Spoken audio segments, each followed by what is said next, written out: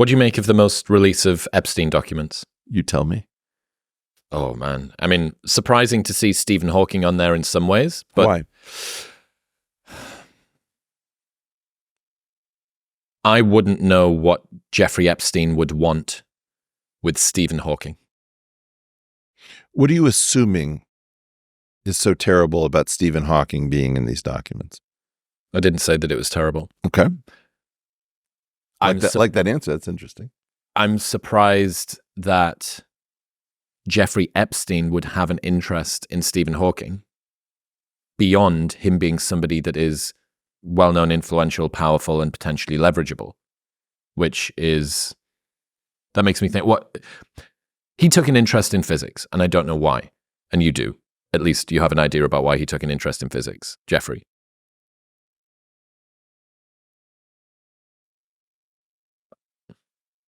But I don't know why. I don't know why Jeffrey Epstein was interested in physics. Well, what would you guess?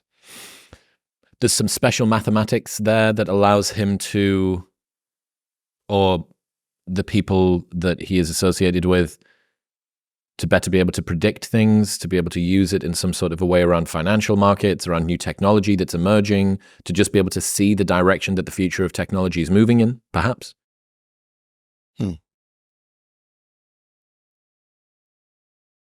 You know more about this than me. Come on. Well, I'd go back to this conference that he held. I think it's 2006 or 2004, called Confronting Gravity.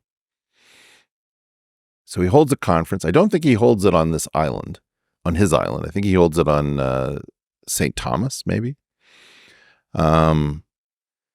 And this is entirely consonant with an earlier meeting that he had with me, where he wanted to know about what I was doing with mathematical physics. And I have to say,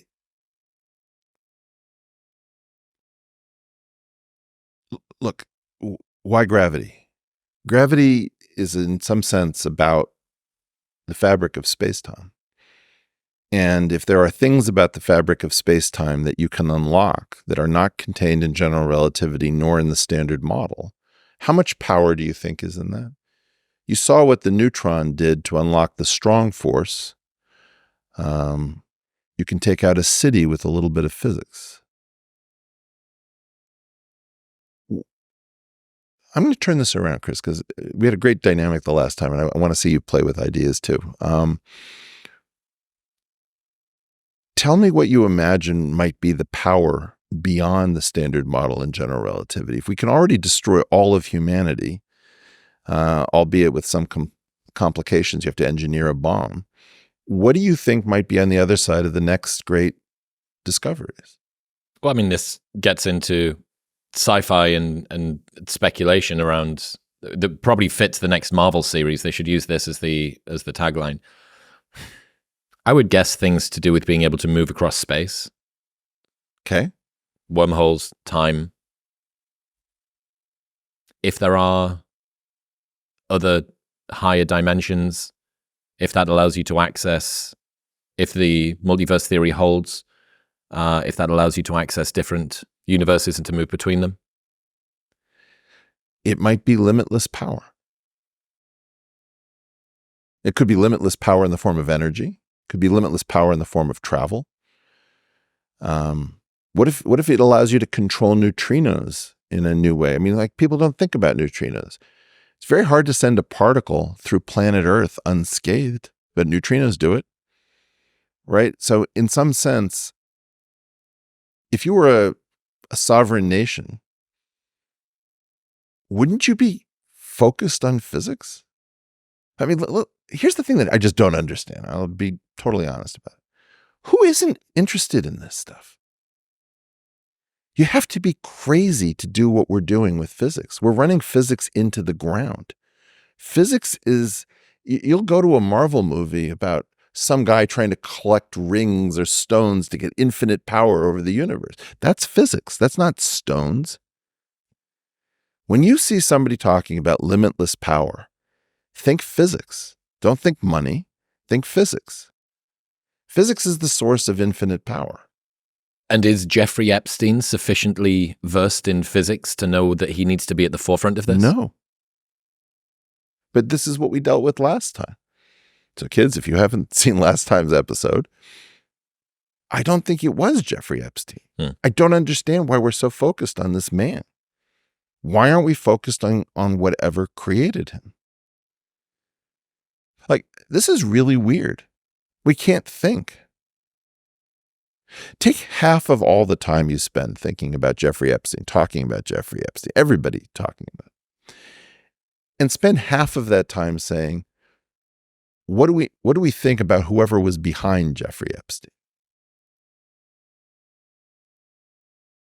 Whatever was behind Jeffrey Epstein is what I think cared about gravity, cared about space-time, cared about physics.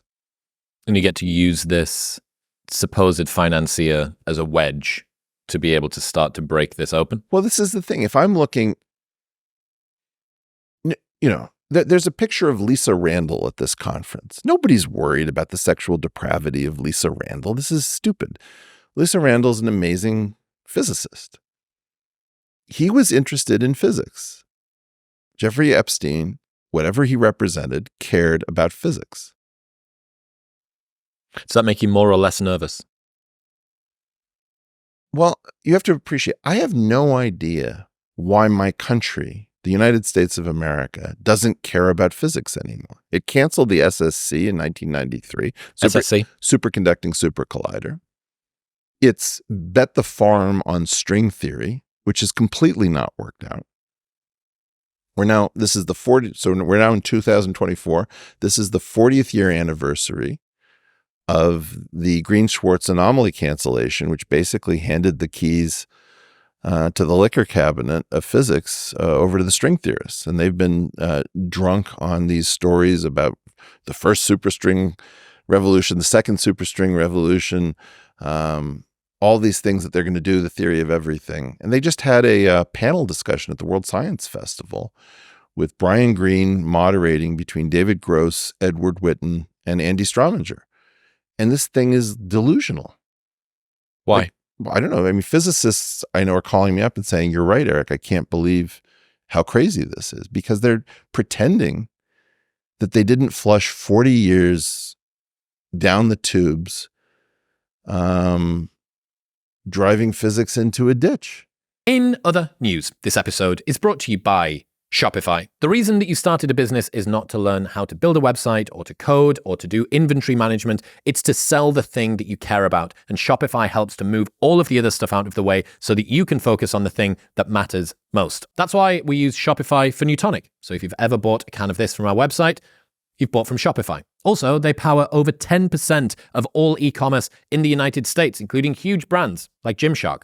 So if it's good enough for them, it's probably good enough for you. Whether you're selling scented soap or offering outdoor outfits, Shopify helps you sell at every stage of your business. Shopify also helps you turn browsers into buyers with the internet's best converting checkout, 36% better than other e-commerce platforms. Right now, you can sign up for a $1 per month trial period by going to the link in the description below or heading to shopify.com/modernwisdom. All lowercase. That's shopify.com/modernwisdom to grow your business no matter what stage you're in. Thank you very much for tuning in. If you enjoyed that clip with Eric, you will love the full-length podcast, which you can watch right here. Go on. Tap it.